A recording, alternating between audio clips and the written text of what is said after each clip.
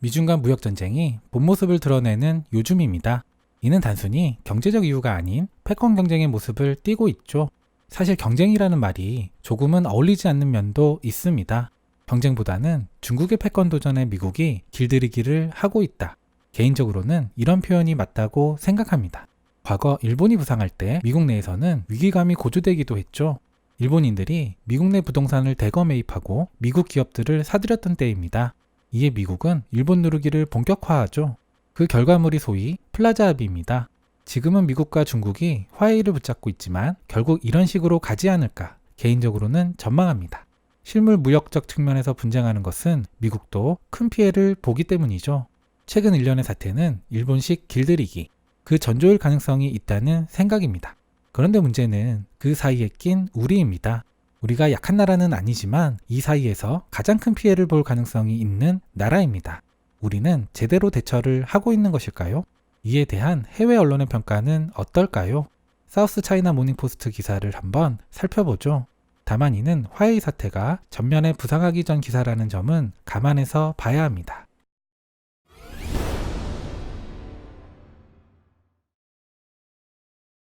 안보적 측면은 미국과 경제적 측면은 중국과 크게 관계된 게 우리입니다. 많이 완화되었다고는 하지만 우리의 대중국 수출에서 중간재가 차지하는 비중은 월등히 높습니다. 구조적으로 중국의 수출 경쟁력에 문제가 발생하면 우리 경제도 타격을 입는 것이죠. 이것이 우리 경제의 딜레마입니다. 기사는 이러한 구조적 측면 때문에 한국이 가장 큰 피해를 입을 수 있다고 짚습니다. 미중 간 무역전쟁의 불확실성 때문에 지금은 아시아 국가들에게 불안한 시기다. 이런 상황에서 한국은 두 강대국 사이에 끼어들지 않기 위해 경제적, 외교적, 군사적 조치를 취하고 있다. 안보는 미국, 경제는 중국에 크게 관계된 한국은 가장 심각한 피해를 겪는 나라 중 하나. 한국은 충돌의 한복판에 있으면서도 어느 한쪽의 요구를 일방적으로 들어줄 수 없는 처지다. 한국이 이러한 강대국 간 충돌을 처음 경험한 것은 아니다. 사실 한반도는 지정학적 위치로 인해 역사적으로 강대국들의 각축장이었다. 한국인들은 제1차 중일전쟁, 러일전쟁, 그리고 한국전쟁에서 지정학적 이해관계로 수많은 피해를 봤던 역사가 있다. 이런 상황에서 한국 정부와 민간은 위험을 적극적으로 회피하기 위한 새로운 전략을 추진하고 있다. 사실 기사가 언급했던 과거와 지금의 우리는 완전히 다르죠. 우리는 더 이상 약소국이 아닙니다. 그럼에도 불구하고 과거가 떠오르는 것은 그 포지션 자체가 과거와 유사하기 때문이겠죠. 주변국의 충돌 한가운데 있다는 그런 포지션 말이죠. 기사는 현상 진단 후 우리 민간 분야의 빠른 대처를 이야기합니다. 핵심은 탈중국입니다. 미중 무역 충돌로 한국 기업들은 중국 이탈 계획을 서둘러 집행하고 있다.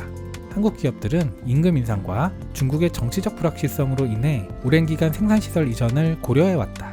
세계 최대 휴대전화 제조업체인 삼성전자는 작년에 심천 공장을 폐쇄했고 텐진 공장도 이전을 추진 중이다. 이러한 한국의 움직임으로 인한 최대 수혜국은 베트남. 한국의 베트남 투자는 올해 상반기에만 17억 7천만 달러에 달했다. 또한 롯데는 6억 달러 규모의 복합 쇼핑센터인 롯데몰 하노이를 2020년까지 건설하기로 했다. 한편 한국 정부는 북한의 위협을 피하기 위해 미사일 방어 체계가 필요하다고 강변했다. 그럼에도 불구하고 한국 기업들은 사드 배치 후 중국으로부터 큰 압력을 받았다. 생산시설의 다변화. 이는 사드 분쟁 등으로 직면했던 한국 기업들의 리스크를 완화하는 효과를 기대할 수 있다. 기사는 다음 한국의 외교적, 군사적 조치들을 이야기합니다. 외교적으로는 활동 영역을 확보하고 군사적으로는 중국의 부상에 대비하는 것. 국익 보호를 위한 전략적인 조치인 것인지 아니면 언론의 책임 방기 때문인지는 잘 모르겠습니다만 우리 언론에는 거의 분석되지 않았던 군사적 대응의 내용이 눈길을 끕니다. 미중 무역전쟁과는 별도로 2018년은 남북관계의 긴장도가 크게 떨어진 해였다. 남북 간 평화협약의 중요한 목표 중 하나는 한반도를 미중 경쟁의 장에서 제거하는 것. 냉전 상황으로 돌아가면 한국은 할 수 있는 일이 많지 않다. 또한 미중 간 패권 경쟁에 휘말려 들어갈 가능성도 커진다. 또한 한국은 중국의 군사적 부상, 미국의 한반도 방어에 대한 불확실성, 이에 대비하기 위해 군사적 대비도 하고 있다. 한국은 10월에 전 세계적으로 운항할 수 있는 해군 육성 계획을 발표했다. 전통적으로 한국 해군은 해안작전 시 북한만을 대상으로 했다. 그러나 한중의 배타적 경제 수역이 겹치는 서해에서 중국이 해상 전력을 강화하자 한국의 우려가 커지고 있다.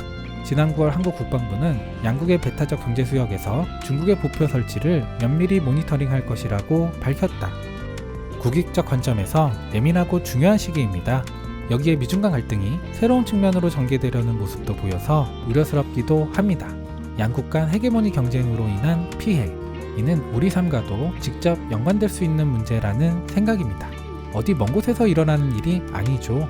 다만 긍정적인 점 한 가지, 구한말의 우리와 지금의 우리는 엄청나게 다르다는 점 아닐까요?